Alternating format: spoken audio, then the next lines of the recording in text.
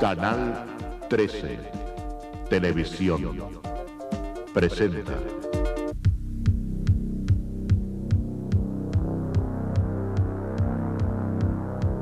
una nueva entrega de producciones documentales Artear para su ciclo La aventura del hombre.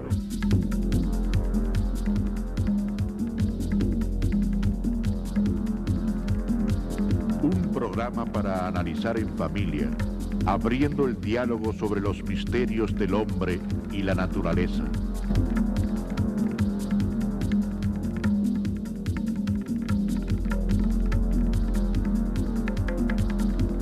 Hoy presentamos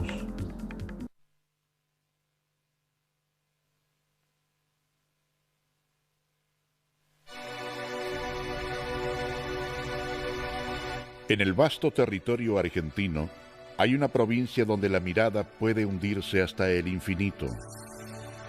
Durante mucho tiempo, y hasta bien avanzado el siglo XIX, cuando ya en el resto del país la argentinidad era una realidad palpable que recibía el aporte inmigratorio de otros pueblos, esta región permanecía indómita y aislada, como uno de los últimos bastiones indígenas.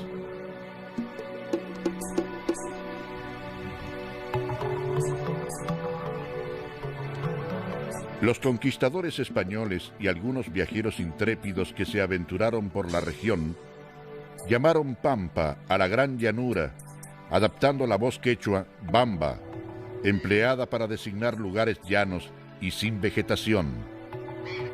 El que por entonces se consideraba inhóspito y peligroso desierto fue desde 1884 territorio nacional, hasta que en 1951 la Ley Nacional número 14.037 estableció su nueva categoría de provincia, manteniendo sus límites con San Luis, Córdoba, Mendoza, Buenos Aires y Río Negro.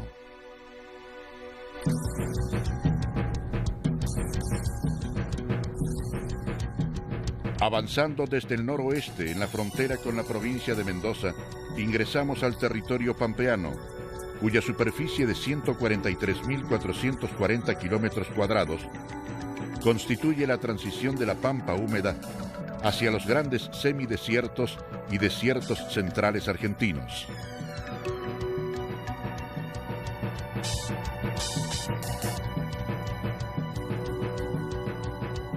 Es una realización de Producciones Documentales Canal 13, Buenos Aires, Argentina.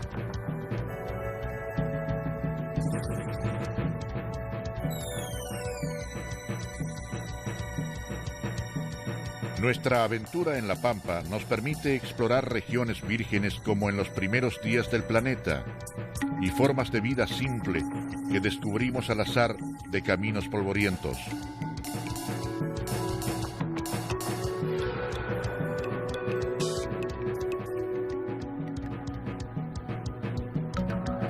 A cada paso, la naturaleza brinda el placer de nuevos hallazgos, en una tierra donde lo salvaje sigue buscando el secreto del equilibrio con lo humano. Mundo para descubrir y mundo para proteger.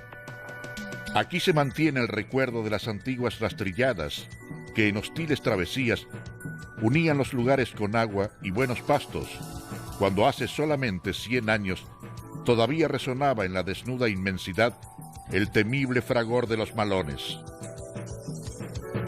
Hoy presentamos Tierra Ranquel.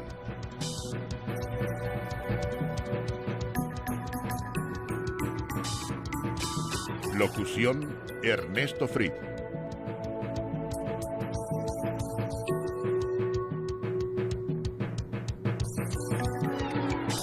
Investigación y relatos: Marta Diana.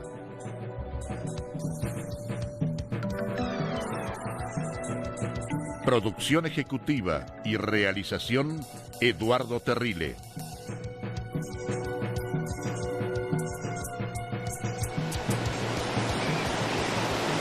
El río Colorado nace en la vertiente oriental de la cordillera de los Andes, donde reúne el aporte de los ríos Grande y Barrancas.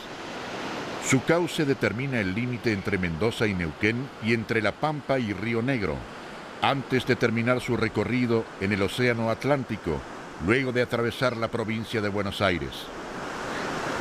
Las investigaciones que hemos realizado en la costa del río Colorado nos han permitido determinar la ocupación humana desde hace más o menos unos 8.000 años, 8.600 años atrás, y eso nos trajo la posibilidad de reconstruir en parte la vida de esos grupos humanos adaptados y muy bien adaptados a la vida de un ambiente semidesértico, árido, que les permitía vivir no solamente de los recursos del río, sino del interior del monte y de las lagunas y valles intermedios.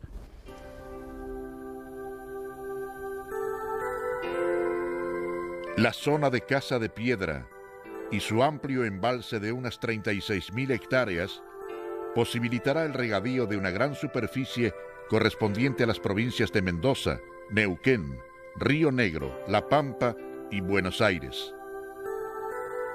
En el lugar se encuentran elevaciones naturales, bardas y morros, llamadas popularmente divisaderos o bichaderos, utilizados para distinguir los animales desde lejos. En esta región, que fuera antiguo fondo marino, las investigaciones realizadas confirman asentamientos humanos de los primitivos grupos de cazadores que recorrían la región.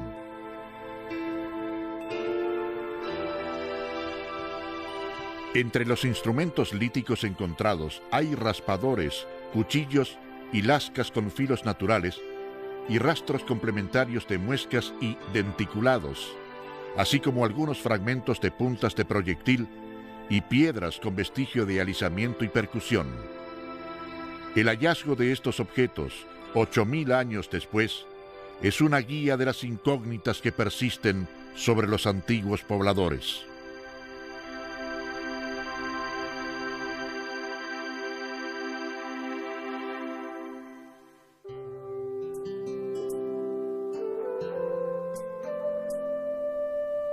Amanece y el campo despierta lentamente. Para las vizcachas de las pampas llegó la hora de ir a dormir. Este roedor de hábitos nocturnos busca su alimento por las noches y durante el día descansa en madrigueras profundas con varias bocas de salida. Su carne es muy apreciada y con su cuero se fabrican diversos productos artesanales. Los cueros frescos se dejan secar estirados con estacas para que mantengan su forma. Luego se sumergen en agua durante unos 10 días para que los pelos se desprendan y se procede entonces a la tarea de sobarlos manualmente hasta que quedan suaves y maleables.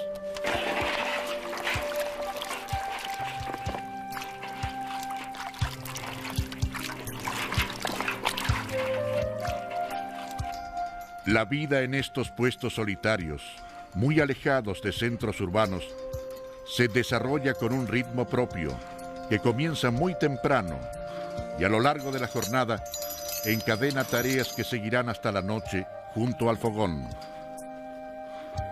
El puestero asegura las espuelas a la bota de potro y se prepara para el primer paso obligado de un día en el campo, salir a recorrer.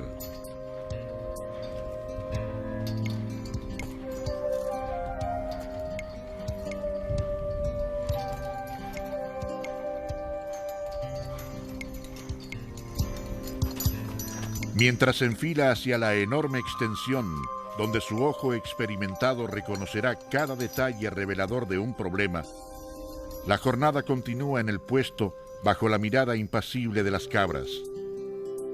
Estos animales, ideales para criar en ambientes desfavorables que otros ganados no resisten, fueron introducidos en América por Cabrera y Núñez del Prado, en el Virreinato del Perú.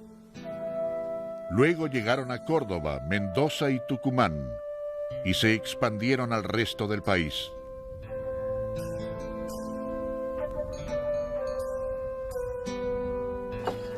El jagüel, construido en paja y barro, asegura la bendición del agua para todos. Este es seguramente uno de los aspectos menos comprensibles para el hombre de la ciudad. Lo que en cualquier vivienda urbana es un gesto mecánico y simple, aquí se convierte en una tarea directamente ligada con la subsistencia. En este ambiente hostil, crecen unas 140.000 cabras, brindan leche, carne, lana y tienen 2 pariciones anuales de 2 o 3 crías por vez.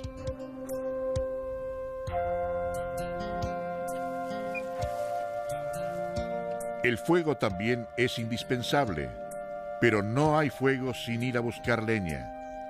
Los niños acompañan a los padres y comparten sus tareas. Cuando sean grandes, tal vez no querrán hacer esta vida y posiblemente se irán a trabajar en los pueblos cercanos o en ciudades importantes. Y el círculo vicioso del atraso y abandono de los lugares de origen será retroalimentado. Si el problema del agua se resolviera para esta extensa superficie de casi 4 millones de hectáreas, el desierto se convertiría en una fuente de trabajo y nadie querría abandonar su tierra. Los que se quedan en este medio donde nada sobra, encuentran tiempo y recursos ingeniosos para expresarse en artesanías bellas y delicadas. Las mujeres han conseguido realizar con cuero de vizcacha y avestruz bolsos y tabaqueras bordadas. Los hombres, con tientos y crin de caballo, realizan trenzados para adornar sus arreos.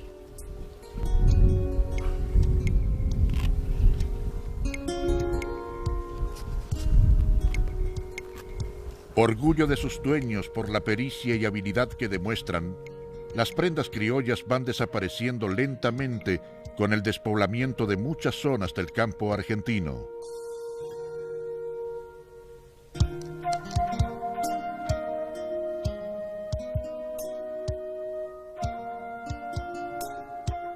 Estas artesanías que adornan monturas, bozales, estribos, fustas y la rastra del paisano, pueden realizarse también exclusivamente en tiento o con aplicaciones de plata. En fiestas provinciales que intentan mantener las tradiciones camperas, estos trabajos son reconocidos con premios a los mejores emprendados.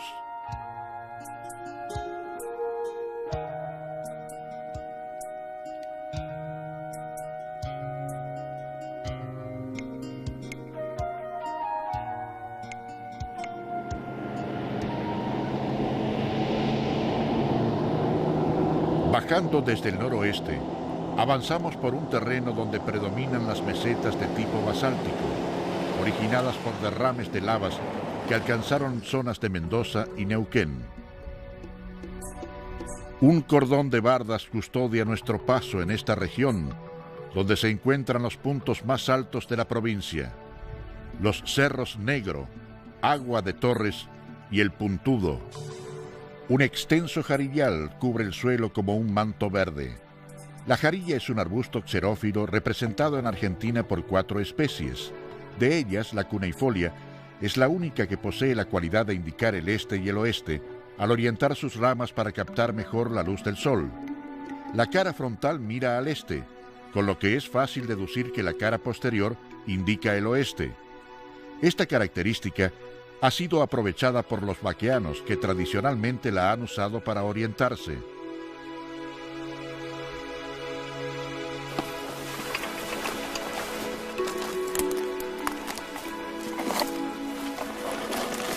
Los mantos basálticos de mayor espesor han originado cuevas que han servido como refugio tanto a los primitivos habitantes como a la fauna local.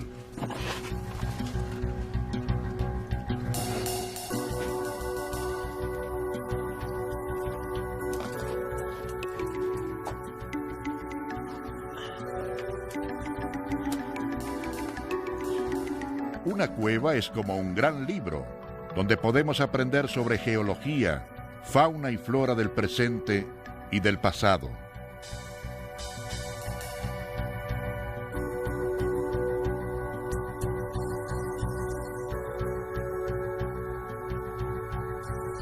Cada resto encontrado se transforma en una señal que puede guiarnos hacia una pista importante.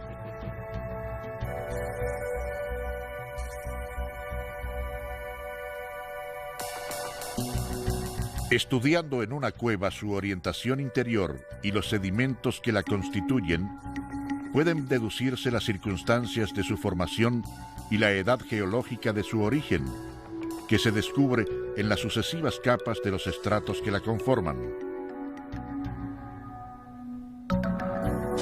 Generalmente, las cuevas tienen su mayor dimensión en sentido horizontal y son de poca inclinación, aunque desarrollan varios niveles comunicados entre sí por conductos y pasillos que a veces forman un verdadero laberinto, donde es fácil extraviarse o caer en fracturas del terreno.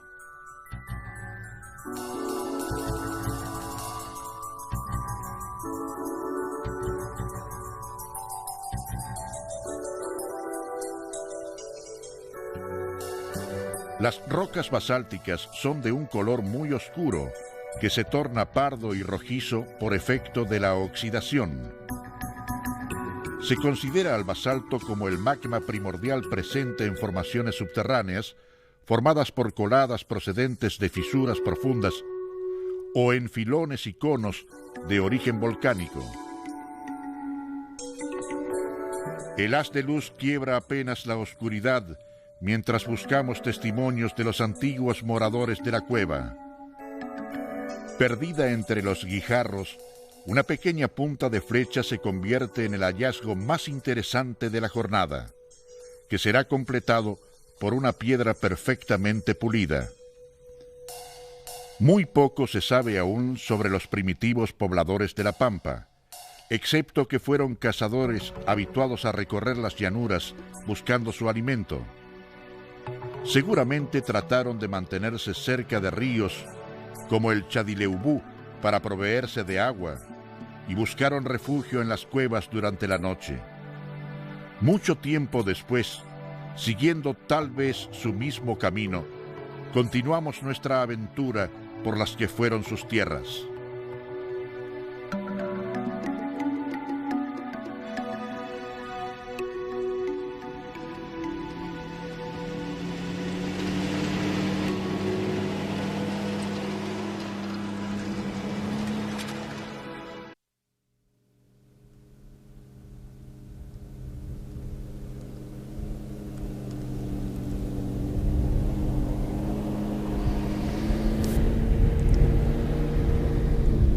A 294 kilómetros de Santa Rosa, en el departamento de Chalileo, se encuentra la colonia Emilio Mitre, asentamiento indígena de estirpe Ranquel. La zona es un semidesierto cuyo clima presenta temperaturas extremas de 15 grados bajo cero en invierno y hasta 40 grados en verano. La crianza de cabras, ovejas y algunas vacas integra el mínimo núcleo que mantiene el nivel de subsistencia de los pobladores, establecidos en medio de la soledad, en viviendas precarias, aisladas de todos los centros poblados.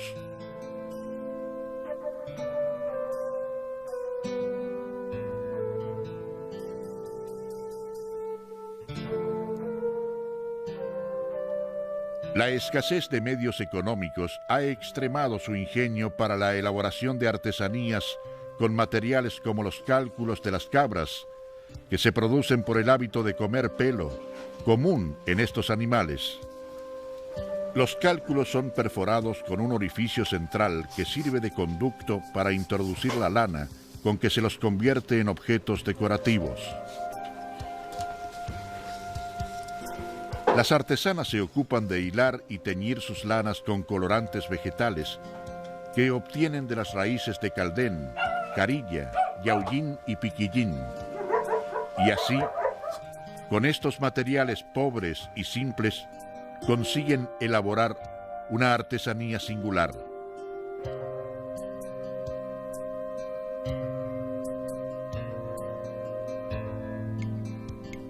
Los asentamientos ranqueles tuvieron su base en Leubucó, desde donde partían caminos a las tolderías de los famosos caciques Ramón, Baigorrita y Mariano Rosas. En los extensos médanos que recorrieron como únicos dueños, reina hoy la soledad, y sus descendientes luchan por la subsistencia, arrancando a la naturaleza recursos insospechados. El tupe o jaboncillo, Panicum uruileanum, es una gramínea psamófila muy útil para fijar dunas, cuyos rizomas contienen saponina.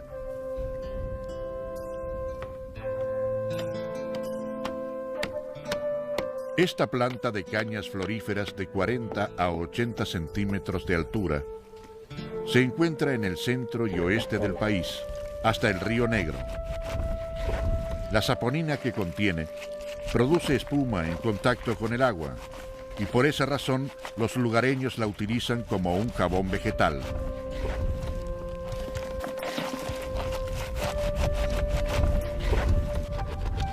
El conocimiento de estas propiedades forma parte de un acervo que los ranqueles poseen, transmitido oralmente por sus mayores.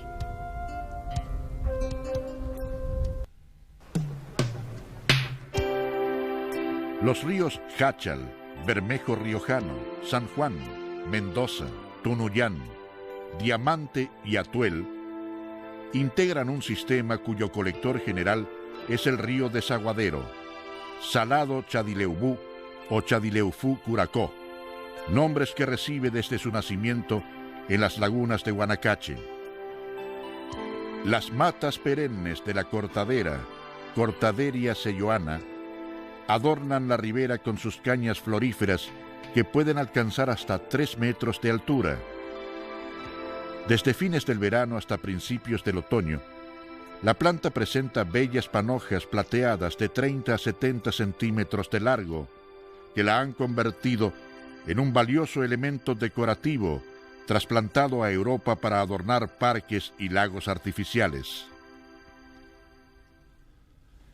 En las primeras horas de una mañana nos preparamos para navegar el salado Chadileubú.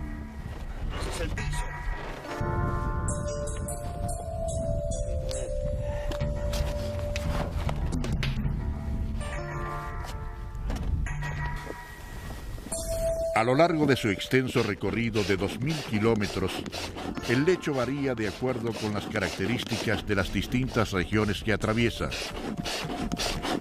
El nombre salado alude al proceso de drenaje imperfecto que lo carga de sales, a pesar de lo cual es utilizado para riego y abrevadero de animales en San Luis y La Pampa.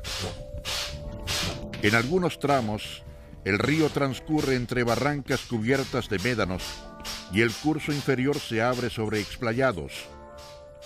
Durante las épocas de crecida, estos derrames se convierten en lagunas y en temporadas de sequía constituyen salinas.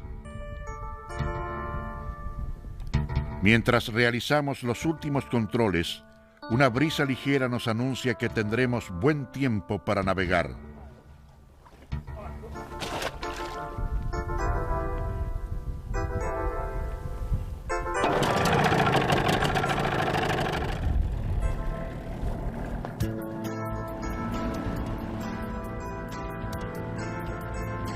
En la flora local pueden observarse distintas especies del bosque pampeano, que se caracteriza por pajonales de gramíneas xerófilas, que conforman un paisaje de estepa con ejemplares de tamarindos que adornan la ribera.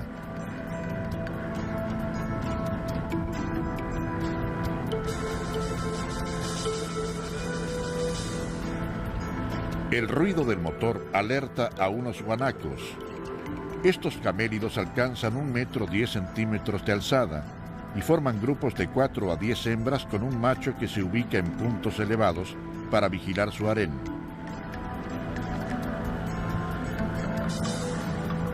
Más tarde distinguimos una bandada de macaes junto a un grupo de flamencos, de los que se encuentran en Argentina 3 especies. El común, Phoenicopterus quilensis, que vive en lagunas, estuarios y en las cordilleras hasta 3.500 metros de altura, se desplaza con un vuelo sereno, manteniendo el cuello y las patas estirados. Para alimentarse hunde la cabeza en el agua, de donde extrae hierbas, moluscos y crustáceos.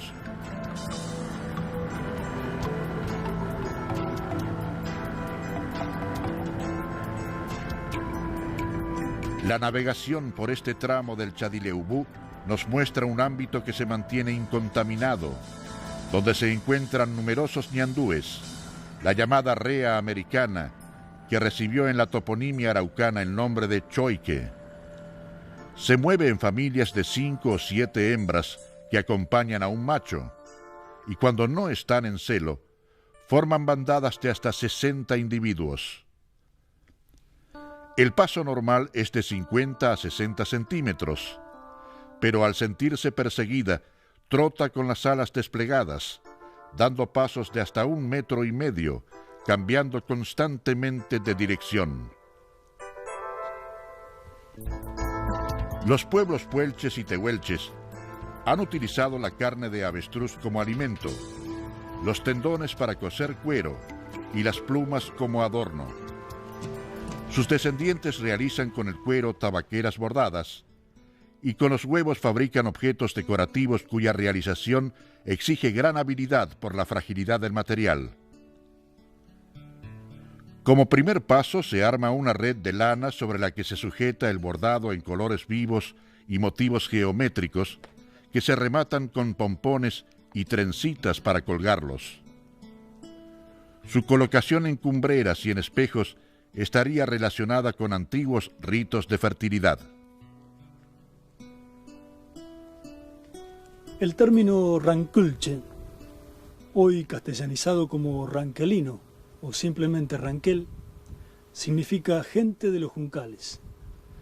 Es esa la autodenominación de los indígenas mapuche que, mestizados con los tehuelche y distribuidos en diversas parcialidades, se establecieron originalmente en territorio pampeano, deambulando luego por las provincias de Buenos Aires, sur de Córdoba y San Luis. En 1901, parte de este pueblo fue confinado a la colonia Emilio Mitre, en medio de los inhóspitos arenales de la temida travesía. Aún están allí, conservando tenazmente notables rasgos de su identidad cultural. No solamente los pueblos indígenas desaparecieron de la Pampa. Otros que nacieron con el avance de la civilización, como Naicó, florecieron con la actividad forestal.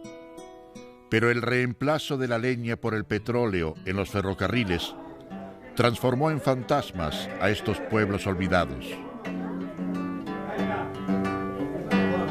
Dicen que hay que anular el desierto del oeste con las comunicaciones, aunque cueste lo que cueste. Sin embargo, el desierto avanza en tierras pampeanas. Ahora el tren de Buenos Aires ya no vendrá en la semana.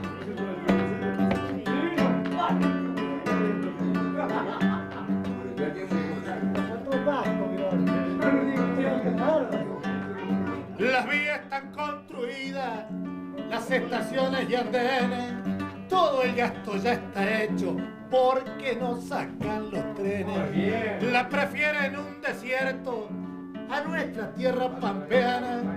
De nada valen sus quejas, de palos son sus campanas. Dicen que hay que anular el desierto del oeste con las comunicaciones, aunque cueste lo que cueste. Sin embargo, el desierto avanza en tierras pampeanas. Ahora el tren de Buenos Aires ya no vendrá en la semana. 29.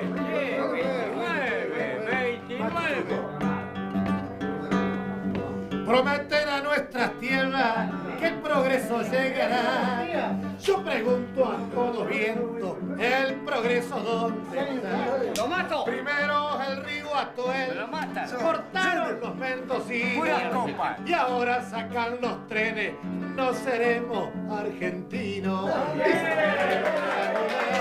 El desierto del oeste con la comunicación, aunque cueste lo que cueste. Sin embargo, el desierto avanza en tierras pampeanas. Ahora el tren de Buenos Aires ya no vendrá en la semana.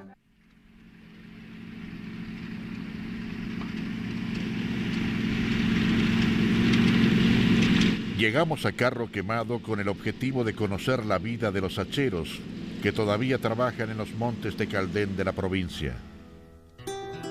El humo nos advierte del fuego que encienden y controlan para limpiar el terreno de los fachinales que hacen difícil el acceso al monte.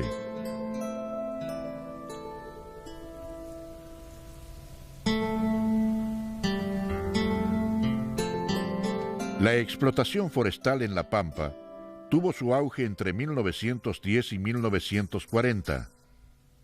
La nueva fuente de trabajo atrajo mano de obra que llegó desde otras provincias y originó la figura del hachero, alguien que solo o con su familia llevó una vida errante regida por el azar de sus contrataciones.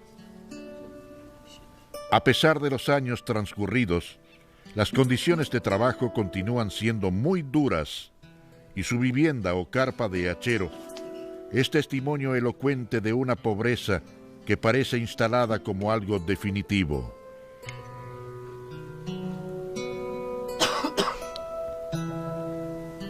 Resignados o esperanzados, ellos mantienen viva la tradición del hachero que lucha todos los días, mano a mano con el monte. Para voltear al Caldén, trabajan sobre sus raíces y cuando encuentran a la llamada macho, el árbol cede y se cae.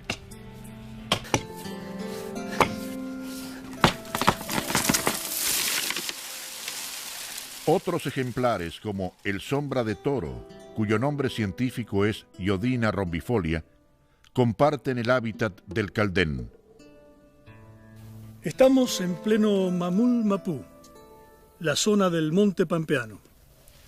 Un monte que produce buena leña, buena sombra, eficaz reparo contra el viento, alimento para el ganado, en sus vainas y en el pastizal que crece a su abrigo, y que hasta sirvió de guarida tanto para el indio como para el gaucho alzado, por lo difícil que resulta penetrar en sus fachinales para el que no es vaqueano.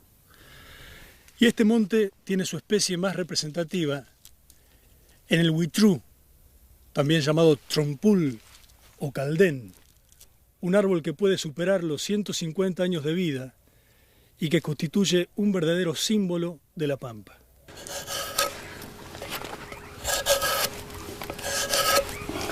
El artesano trabaja con madera de caldén y algarrobo para realizar objetos inspirados en la cultura aborigen.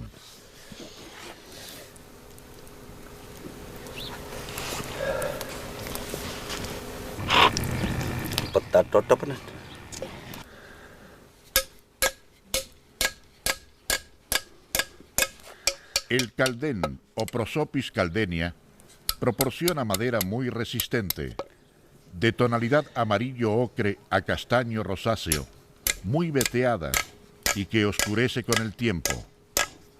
Además de parquets y otros usos de carpintería, se la emplea artesanalmente para platos, morteros y bateas.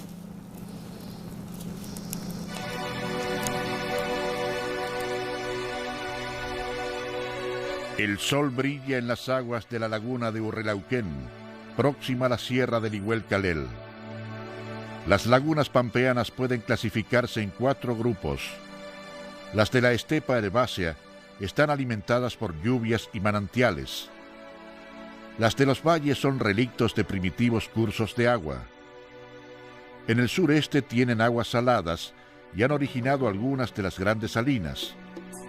Y las del grupo Meaucó, en la zona medanosa de las mesetas centrales, tienen agua dulce.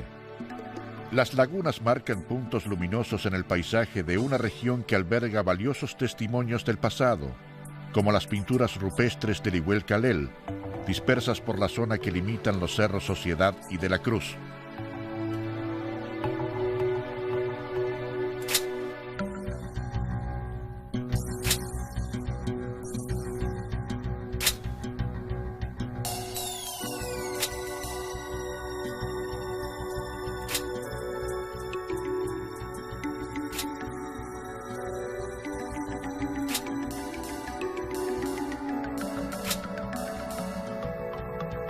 Las investigaciones sistemáticas realizadas en el área a partir de 1967 por Seti y Casamichela, continuadas en 1975 por Gradín y Aschero, relevan pinturas en color rojo y negro de círculos concéntricos, líneas quebradas o almenadas, motivos en clepsidra y rosetas junto a otras muy deterioradas.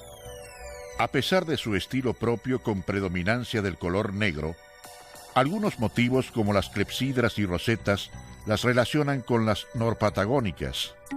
Por otro lado, su vecindad con otros hallazgos arqueológicos permiten suponer que el yacimiento pertenecería a un período tardío de la prehistoria Pampa-Patagonia.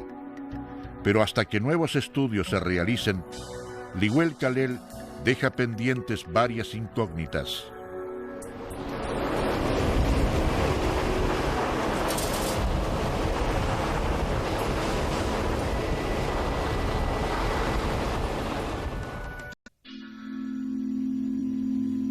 En el departamento Toay, 33 kilómetros al sur de Santa Rosa, culmina nuestra aventura en territorio pampeano.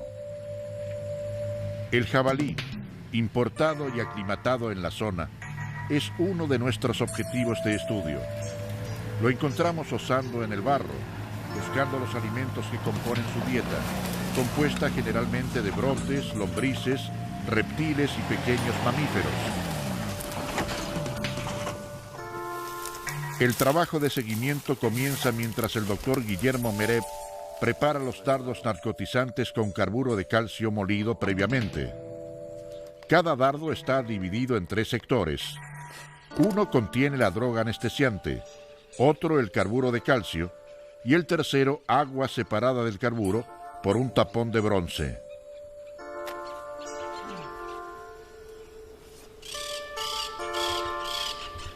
Cuando el dardo impacta en el animal, el tapón de bronce se desprende y el agua se mezcla con el carburo de calcio. El gas acetileno que se produce impulsa el émbolo de goma y la droga es inyectada en el animal, que permanece bajo su efecto durante unos 30 o 40 minutos.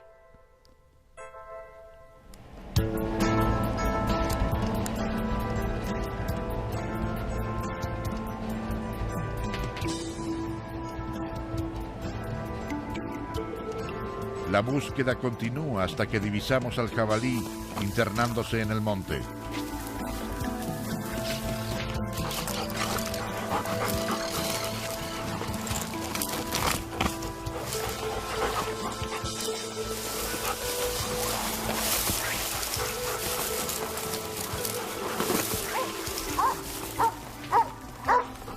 Los cuartos traseros del animal son el mejor lugar para insertar el dardo, que se dispara con un rifle accionado por gas comprimido.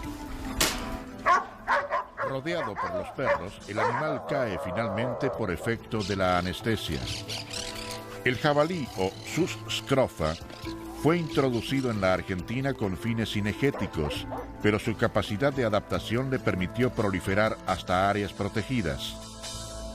Las pezuñas de este ejemplar adulto miden 6 centímetros de ancho y son perfectamente acordes con su peso de unos 120 kilogramos y el largo total de 1,64 metros.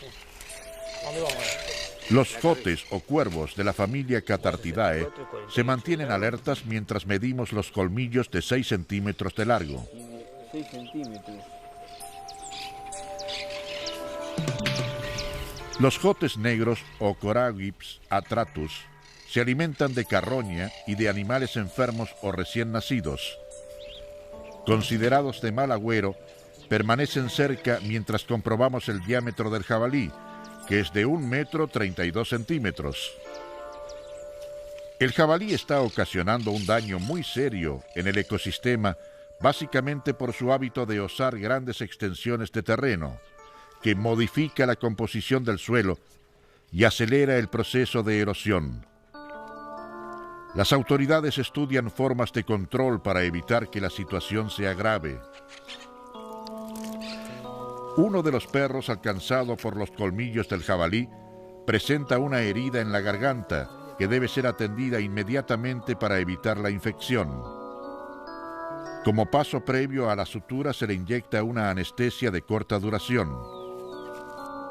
El efecto de estas drogas deprime el sistema nervioso central que controla la temperatura del cuerpo y por esa razón se abriga al animal para evitar el riesgo de shock hipotérmico. La sutura se realiza con una aguja curva que facilita y acelera la operación.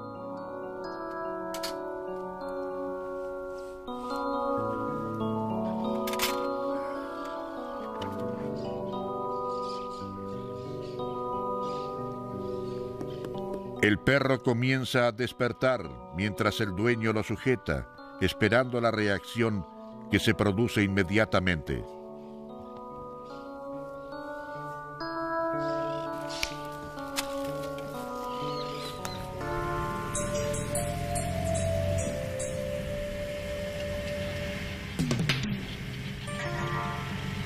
La reproducción del ciervo europeo en criaderos destinados al consumo de carne y la venta de cuernos en crecimiento representa una nueva actividad encarada en la provincia de La Pampa.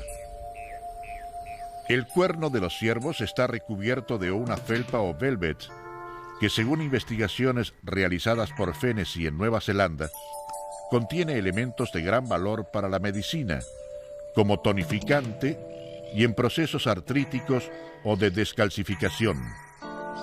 Asimismo, el velvet sería eficaz en partos, trastornos menopáusicos, impotencia sexual y espermatogénesis.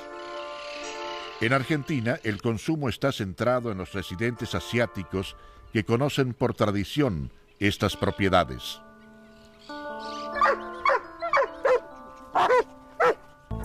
Los perros descubren el rastro de un puma o león americano que velozmente se refugia en un árbol.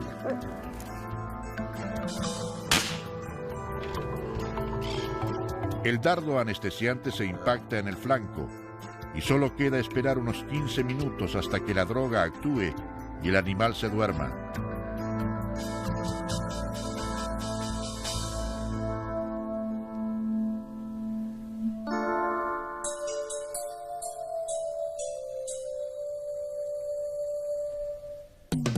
El ejemplar que observamos de unos 8 o 9 años presenta un buen estado físico, a pesar de lo cual, luego de controlar sus medidas, se le extraerá sangre para analizar.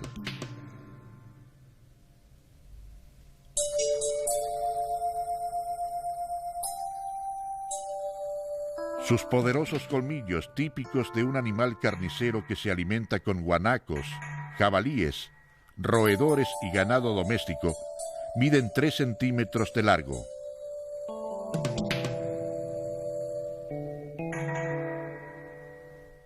Observando una de sus patas, el veterinario descubre una herida en la almohadilla plantar y le inyecta un antibiótico. Como una estatua viviente, este bello animal que únicamente habita en tierras americanas parece un símbolo de la fuerza vital de la naturaleza.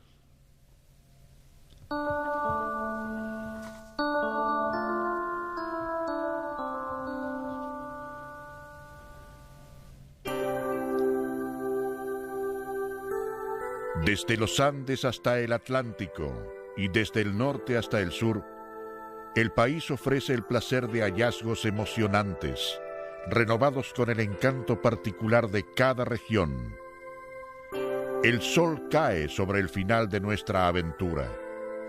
Mañana, cuando otro día se inicie, este mismo sol verá renacer cada uno de los paisajes del vasto territorio argentino.